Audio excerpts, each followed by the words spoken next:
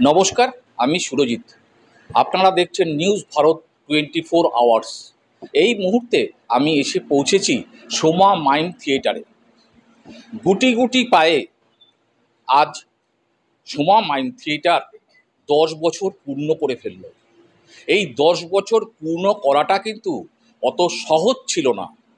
তার মধ্যে অনেক ঘাত প্রতিঘাতকে উল্লঙ্ঘন করে সোমা দিদি আজকে এই জায়গাটা প্রতিষ্ঠিত করেছেন এবং তার ছাত্রছাত্রী প্রচুর, এবং উনি আমাদের রাজ্য ছাড়াও ভারতবর্ষের অনেক জায়গায় এই মাইম থিয়েটারের অনুষ্ঠানগুলো করেন। তবে এই মাইম থিয়েটার বা থিয়েটার যাই হোক, থিয়েটারে কিন্তু একটা আসল জিনিস, সেটা হচ্ছে পোশাকেতে কথা বলবে। পোশাক, এই যে থিয়েটারে পোশাকটা নির্বাচন করা এবং ঠিক করে দেওয়া, এটাও কিন্তু একটা বড় শিল্পের মধ্যে পড়ে। যে যেভাবে তার পোশাককে ভালো করে তুলে ধরতে পারবে, সে তত কিন্তু দর্শকদের মন কাটতে পারবে। আজ এখানে তো 10 বছর পূর্তি উপলক্ষে একটা ছোট্ট করে অনুষ্ঠান হবেই এবার। এছাড়া আজকে doctor Gagandeep, faculty of department of drama, Rabindra Bharati university, উনি হচ্ছেন একদম পোশাকের শিল্পের উচ্চ শিখরের একজন মানুষ। উনি আসবেন এবং ওনার হাতে প্রদীপ প্রজ্বলন করে অনুষ্ঠান শুরু হবে। ঠিক আছে, আমরা চলে যাচ্ছি মূল পর্বে। এবং আজকে ইন্টারভিউটা দিতে দিতে মনে হচ্ছে যে এটাই তো আমার উত্তর, যে 10 বছরে মানুষ এই স্পৃহাটা অনুভব করেছে যে আমাদের কথা লোকে জানবে, লোকে শুনবে, লোকে বুঝবে। মূকাভিনয় যেহেতু একেবারেই নীরব ভাষায়, কাজটা করতে গিয়ে খুব খুব কিন্তু সোজা নয়, কারণ থিয়েটারে সংলাপ নির্ভরই বেশি প্রচলিত সমস্ত থিয়েটার। কিন্তু আমরা যদি একটু ইতিহাস দেখি, আগে থিয়েটার সংলাপবিহীনই ছিল।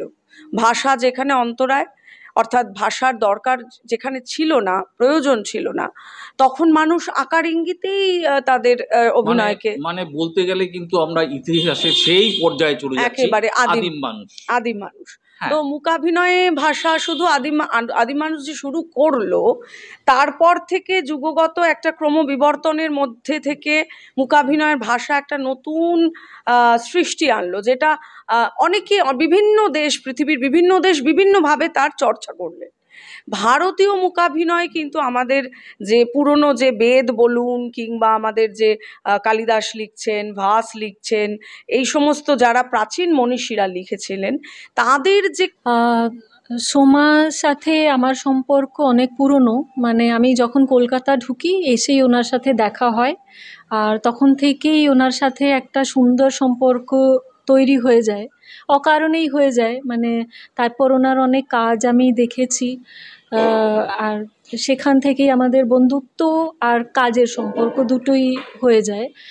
আর সেটা আমার মনে হয় যে তো ওনার যে একটা পজিটিভিটি আছে ওনার পার্সোনালিটির মধ্যে, তার জন্যই আমার মনে হয়েছে ওটা। আর সবচেয়ে বেশি হচ্ছে মানে উনি যে কত খেটে এই যে জায়গা একটা তৈরি করে দিয়েছেন।